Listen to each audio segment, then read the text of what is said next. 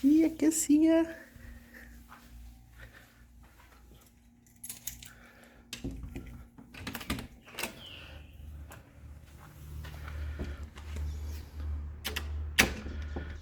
Bom dia, pessoal, beleza? Tô devendo um vídeo aí falar um pouquinho do Omegão. Mas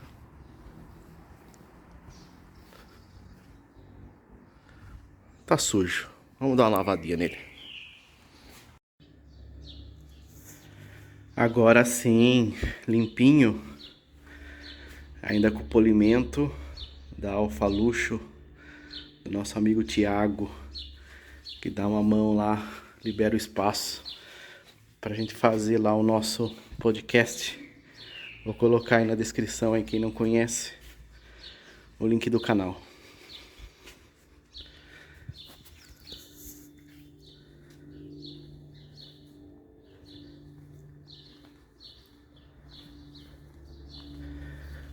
Mas é isso aí. Bom, então vamos lá. Então esse aqui é um Chevrolet Omega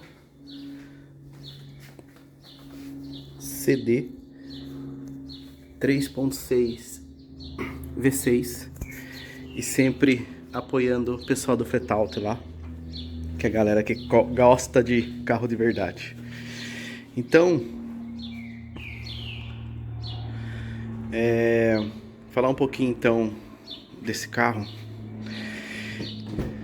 Eu costumo dizer que eu acho que não dá pra dizer, né, que o carro procura o dono, né, cara, mas pelo menos talvez o universo faça encontro, né, talvez, né? E esse carro aqui eu considero que foi uma salvação dele, porque se esse carro não caísse em mãos corretas, vamos dizer assim, de uma pessoa que gostasse realmente do carro, que na verdade era o que estava acontecendo, eu acho que esse carro aqui não teria um futuro muito legal, né? Então assim, vou falar um pouquinho das particularidades desse carro aqui. Esse carro aqui, ele é um 0607. É um modelo, é um ano extremamente raro. No grupo, até o pessoal comentou que esse carro aqui ele é até mais raro que o Fittipaldi. Eu acho que deve ser, porque esse carro aqui é a primeira leva desse modelo aqui, né? O pessoal chama de Fittipaldi, mas na verdade o Fittipaldi são só 600 unidades que saiu em 2011, tá? E ainda depois do Fittipaldi, ainda veio mais 400, só que do Ômega CD também, né? Então, ou seja, um Ômega CD que veio depois do Fittipaldi, né? Bom, esse carro aqui, além do ano dele, né, dele ser bem raro, esse carro aqui, a cor dele também, eu só vi primeiros modelos 07, 08, que tem essa cor aqui, que essa cor aqui é um cinza, vamos lá, cinza Evoque. É uma cor muito bonita, uma cor muito legal. E a outra particularidade desse carro aqui, eu não vou ficar falando detalhes, vidro elétrico, enfim, porque isso aí você acha bastante na internet, né? Eu quero falar especificamente desse carro aqui. Esse carro aqui, ele provavelmente foi o primeiro lote que a Chevrolet trouxe desse carro, porque inclusive no manual dele tá preenchido em nome da General Motors. Eu vou colocar uma foto aí na tela para demonstrar, né? Então, provavelmente esse carro aqui é do primeiríssimo lote desse carro. Talvez até para fazer homologação desse carro aqui, né?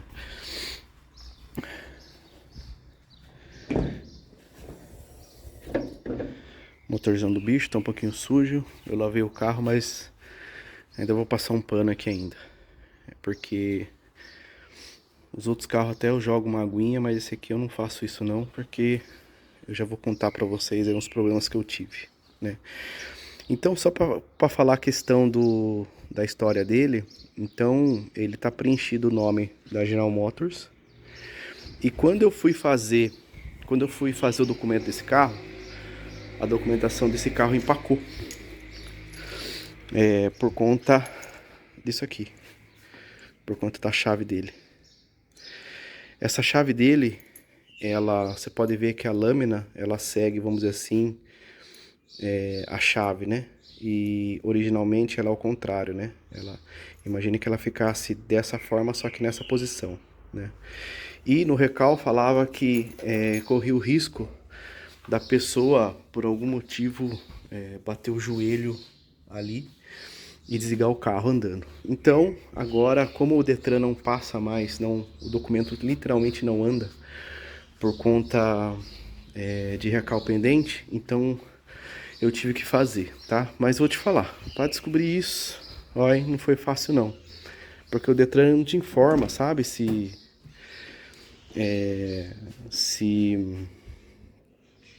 se o documento parou por conta de recal, entendeu? Simplesmente para, não tem resposta, o negócio não anda, enquanto você não fazer, não tem jeito, né? O negócio não destrava, né? Então você tem meio que correr atrás disso. Bom, enfim, por que eu falei isso?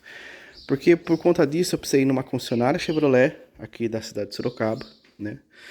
E E daí, conversando com o mecânico, ele falou, olha, nossa, que curioso, o seu carro aqui no sistema, ele tá constando que ele foi vendido a primeira vez em 2010. Então, ou seja, esse carro aqui provavelmente a Chevrolet comprou em 2006, né? E ficou com ele até 2010, né? E depois ele foi vendido. Quando eu peguei esse carro aqui, a pintura dele estava longe de ser desse jeito, né? Tava com um lojista, que esse lojista até ele quis ficar com esse carro. Então ele chegou a fazer suspensão, chegou a fazer umas pinturas, para-choque. Que o trampo tá muito bom, não percebo diferença nenhuma. E a única coisa que ele acabou não fazendo foi o capô do carro, que o polimento quase não se percebe, mas ele tem bastante arranhado, provavelmente cachorro que subia, gato, sei lá. Mas que o polimento deu uma boa melhorada, quase não dá pra perceber, tem que prestar muita atenção. E eu peguei esse carro, ele tava com a luz acesa, o ar-condicionado não funcionava, a tampa do porta-mala não parava em pé, esse amortecedor dizinho aqui tudo estourado, isso aqui é 600 pau cada, original dele, e não tem condições, né, gastar isso. Eu acabei comprando, se não me engano, acho que é do Fiesta, só que ele ainda, eu preciso ver se eu acho ainda um maior, porque esse porta-mala dele aqui, ele ainda faz isso aqui. Ele dá até uma caída para trás, só que esse amortecedor, como não é muito grande, ficou dessa forma. Mas pelo menos já dá para usar, porque era até perigoso, porque essa porta ela é extremamente pesada. Então você levantava para fazer alguma coisa, e se você não tomasse cuidado na hora de fechar, dá uma pancada forte. Então, né, até precisa de dois amortecedores, e eu acho muito legal isso aqui, né? O mecanismo não invade o porta-malas, né? Isso aqui é muito legal e só em carro, geralmente, isso é das grandes que tem isso, né? Mas enfim, vamos lá. Então esse carro ele tava, né, com aquela ali estragada também, luz de injeção acesa, que mais? E detalhes, né, pra mexer no carro. E numa das minhas pesquisas, o que o pessoal falou que costuma acontecer nesse carro aqui? Esse carro aqui é por corrente, né? Por corrente de comando. E aqui nas duas bancadas ele tem o variador do comando, né? Então o pessoal comenta que acontece o seguinte: essas correntes elas giram dentro do motor num calço, né, que apoia essa corrente. E com o tempo, esse calço, vamos dizer assim, ele vai desgastando e acaba dando folga. E quando dando folga, você mexe, né, na angulação do comando e o carro começa a ficar fraco e beberrão, né? E acende a luz de injeção porque ele está acusando que não tem sincronismo no motor, né? Só isso, para arrumar um kit desse, custa entre 4 e 5 mil reais, né? Só o kit do comando para você fazer essa troca, fora mão de obra do mecânico, fora o óleo que você perde, você tem que colocar outro novo, fora o líquido de arrefecimento que você perde, você tem que colocar outro novo, fora, né? Acho que a junta já vem, mas enfim, é um monte de coisa. Mas eu consegui um preço muito bom nesse carro, né? Porque assim, esse carro praticamente foi um repasse. Eu realmente, até na hora, me arrependi da compra, mas o cara tava tão desesperado para vender e ele tinha recebido esse carro um dia antes, né? Então, ou seja, ele achou que esse carro ia ficar de 6 a 1 ano parado lá, sem vender. Então, meio que quando apareceu alguém para fazer negócio, ele tentou se livrar na mesma hora, né? Mas enfim. Então ele me deu um bom desconto no carro, né? E veio falar, vambora, né? Porque assim, esse carro aqui é meu sonho, né? Esse carro aqui, para quem gosta de ômega, vamos dizer assim, o troféu, né? Porque essa frente aqui com esse farol, né? Esses paralama largado aqui, esse carro aqui é uma sacanagem, né? E eu até coloquei esse adesivo aqui do Fittipaldi. Ele não é um Fittipaldi, mas coloquei porque eu acho legal. Então, eu acho que ficou legal aí pra fazer uma graça, porque não tem nada ali, né? Nem o CD ele tem ali, né? Mas enfim. Então eu acabei pegando esse carro, né? Já esperando gastar essa fortuna. Peguei porque realmente é um sonho de consumo esse carro. E por incrível que pareça, era só um fusível queimado. Era o fusível que comandava as polias variáveis, que estava queimada, e acabou que o mecânico ele identificou isso e o carro voltou a funcionar normalmente, né? E o carro melhorou a potência, porque o carro também estava muito fraco, né? Então o carro melhorou a potência, só que ainda a luz de injeção permanecia acesa, né? Aí eu vou falar de um problema que provavelmente muito difícil alguém vai ter esse problema, que é um erro P2008 que dá no comando, no comando não, na injeção, que é um problema que ele indica que é o variador do coletor, né? Então imagine que ali no final tem aquele ressaltinho, né? Então imagine que tem uma pá aqui e essa pá ela faz esse comando, né? Então o que acontecia, né? Ele tava aqui, o circuito estava aberto, ou seja, ele não enxergava essa válvula, né? E nas pesquisas, né, ele achou o esquema elétrico lá nos arquivos dele e ele identificou que pelo ano desse carro estava faltando uma peça, né? Então a gente tinha um chicote solto bem aqui atrás do motor que não tinha nada conectado, né? Então ele falou, Bruno, tá faltando uma peça do seu carro, né? Ou seja, pelo esquema elétrico dele, ele falou que saía informação que é da central, ia para essa peça e essa peça mandava sinal para esse variador da admissão, né? E aí começou uma epopeia que eu comprei esse carro aqui em março, nós estamos falando em setembro, que só praticamente há uns 15 dias que eu consegui resolver esse problema, né? O que eu fiz, né? A gente tentou procurar donos de 2008, é o mais antigo que eu consegui achar.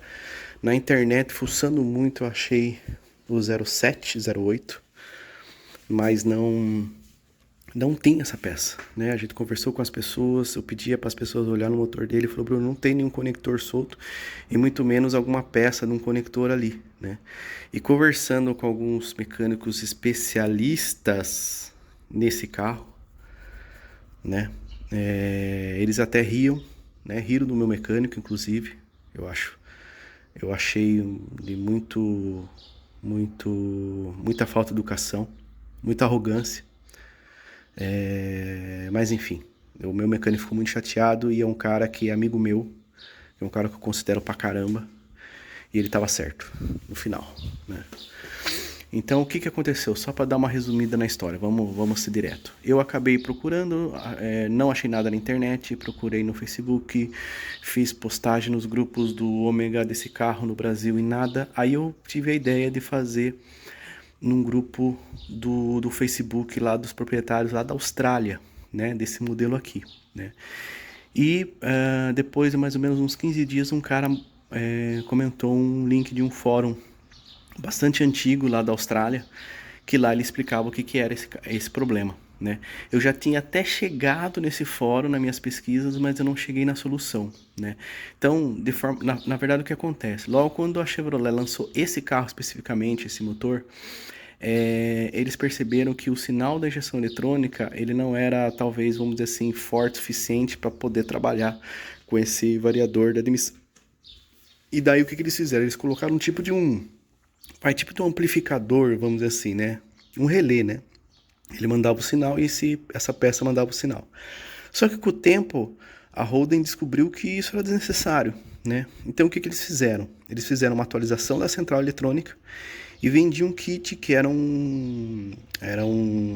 verdade era só um jumper, que você tirava essa peça, conectava ali, ele fazia um jumper das conexões, ou seja, o sinal da injeção eletrônica ele só passava por esse jumper e ia direto para o variador, né? E fazia juntamente com uma atualização da central eletrônica, né? E, inclusive, eu li alguns fóruns que chegou a acontecer de proprietários desse ano especificamente levarem na concessionária para fazer algum outro serviço e assim que a pessoa atualizava a central do carro, começava a acender a luz de injeção. Porque depois dessa atualização, ele nem aceitava mais aquela peça, né? No carro, então você era obrigado a fazer esse jumper, né? Comprar esse kit, que isso já tinha nas concessionárias, né? Mas claro que você imagina que depois de muito tempo, isso se perdeu com o tempo, né? E esse amigo meu mecânico ele falou: Bruno, o chicote desse carro aqui já foi bem fuçado, né? Tem bastante emenda, provavelmente mecânicos anteriores que terem esse carro, né? Tiveram esse carro, eles tentaram resolver o problema e não conseguiram, né? Então acabaram fuçando e ou tiraram essa peça, ou tiraram o jumper, provavelmente talvez até esse jumper estaria lá e eles tiraram para ver se funcionava e não voltou, enfim, não dá para saber a história. Então a recomendação nesse fórum qual que era? De colocar essa peça jumper ou cortar os fios e simplesmente emendar um no outro, né?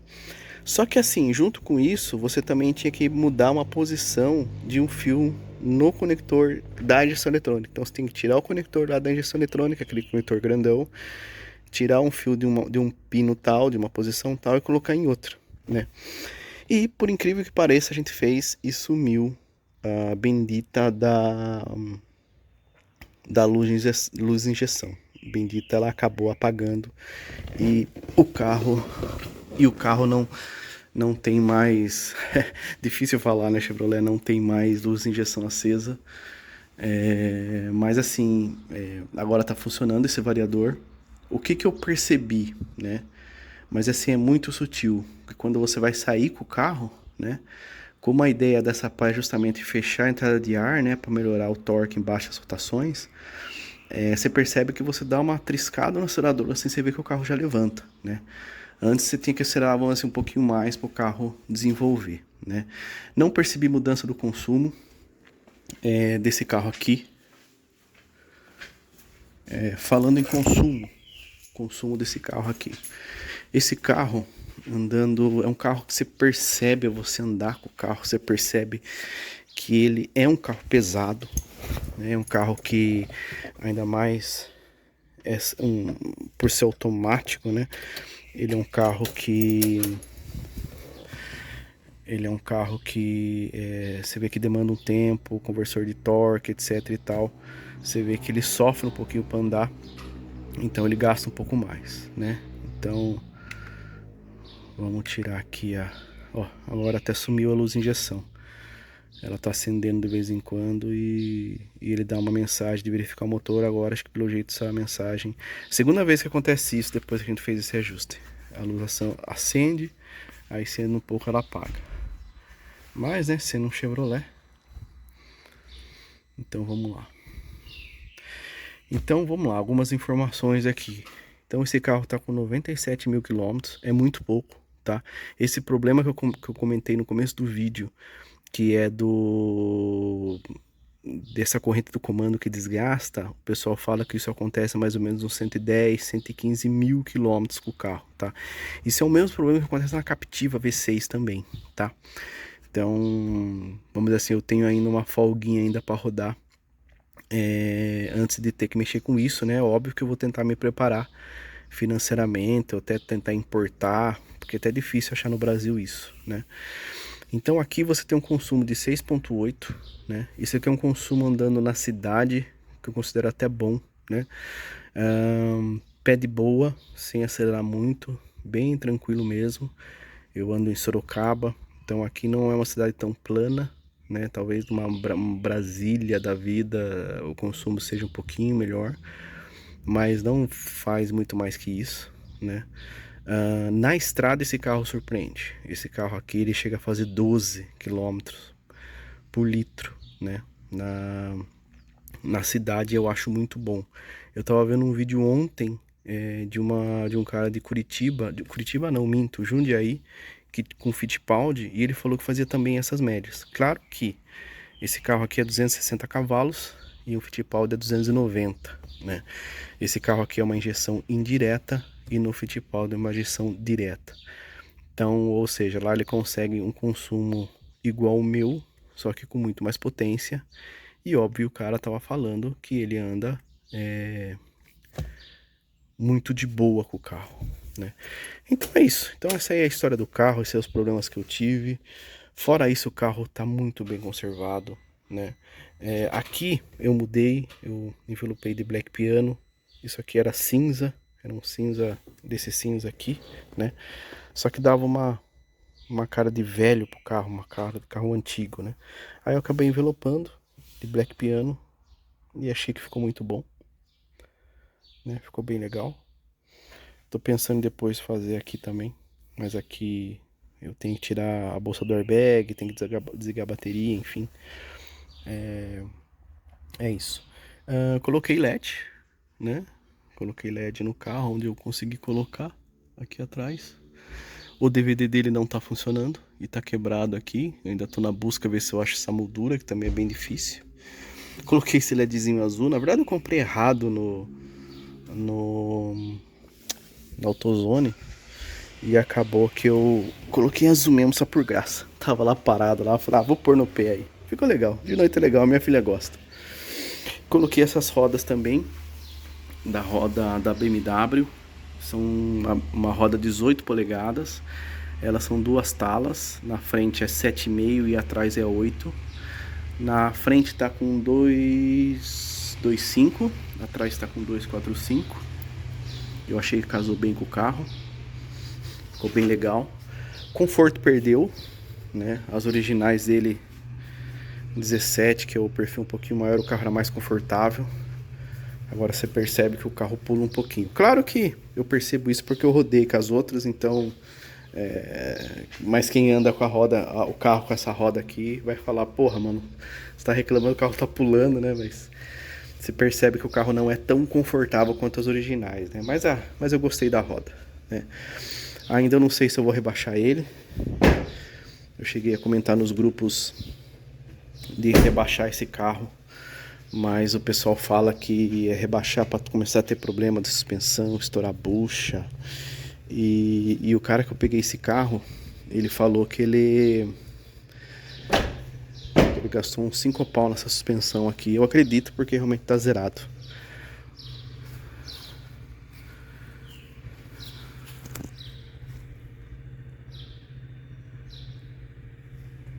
Mas tá legal, tá bonito o carro. Eu vou curtir um pouquinho nessa altura e depois eu vou ver o que eu faço, né? Aqui o pessoal coloca até 20 do Camaro, que dá tranquilo. Ainda acho que preenche até melhor a caixa de roda, daí você rebaixa um pouquinho, puta, fica maravilhoso. Mas outro problema desse carro, vocês estão percebendo, mas o entre-eixo dele é muito longo. É extremamente longo. E com as originais, tem uma lombada que eu passo de vez em quando que pega embaixo, por incrível que pareça, se tiver com mais de uma pessoa no carro. Com essas rodas aqui até parou de pegar, porque ele ficou um pouquinho mais alto. Mas, então assim, então imagine rebaixar um carro desse, né? Você vai arrebentar com o fundo do carro. E como é um carro que eu tô usando até frequentemente, bastante até pro dia a dia, não bastante, mas vira e mexe a gente precisa fazer uma correria e... Então eu tenho que me preocupar com isso, não adianta, né? Mas é isso, é isso. O vídeo eu sei que vai ficar um pouco longo, mas esses são os detalhes do meu Ômega 3.6 V6 CD. Carro que sempre foi minha loucura. Pra ser honesto, eu nunca achei que eu ia ter um carro desse. E não é questão de grana, porque assim, o carro, se você for analisar, não é um carro assim tão caro também, né? Mas é achar um carro bom, em bom estado, né? É muito difícil, né? Então, aí você tem o custo do carro, de consumo, que te judia bastante. Mas claro que agora, como eu trabalho de home office, então dá pra levar. Não é tão absurdo não. Mas é um carro que não tem condições, né, de você precisar realmente usar no dia a dia e precisar ter trabalho, se o trabalho for um pouquinho longe, vai e volta, não tem condições, né? Porque daí o consumo é muito alto e também pelo carro em si, né? Pelo desgaste que o carro vai ter. Peça para esse carro, por incrível que pareça, se você for procurar qualquer peça, é no mínimo 500, 600 reais. Não tem nada abaixo disso. Você vai comprar bomba, 600 reais. Você vai comprar não sei o que, 500 reais. Você vai comprar não sei o que, 1.000 reais. Só de óleo foi mais de 1.000 reais só de óleo, fora o filtro. Nossa, a vela foi também outros 600 pau, 700 pau. Tem um código específico dessa vela aqui. Mas assim, estou extremamente contente, extremamente realizado. Estou pagando ainda, né? Como todo bom brasileiro, as parcelinhas para pagar, mas a gente vai levar. E é isso. E isso é um pouquinho da história do carro. Terminar de lavar ele aqui, talvez mais tarde pegar uma estradinha. Beleza? Valeu. Obrigado.